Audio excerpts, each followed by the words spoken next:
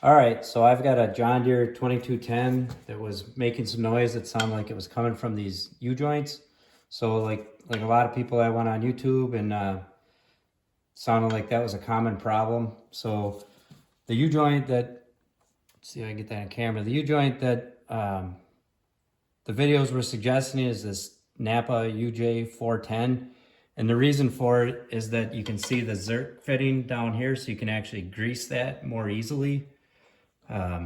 So I took this all apart and put it back together, and when I went to run it, I had a rattle that was as bad or probably worse than when we started. So tore this back apart another time, took the shaft back out, put some heavy grease back here because there's a little play, and I guess this is somewhat common in that spline shaft.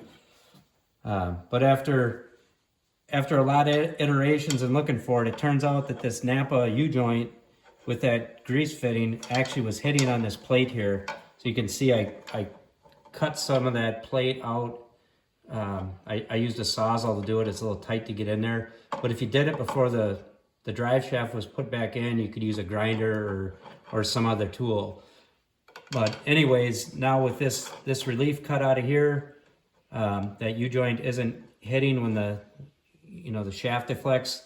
The noise I was getting was only on deceleration, so I think the shaft would load up, and then when it would unload, it would flex a little bit, and it hit that and make a pretty bad rattle. So anyhow, I just wanted to share that so that anybody doing this job and putting in these UJ410s with the grease fitting wouldn't run into the same problem and have to do this 2 or 3 times like I did. So thanks for watching.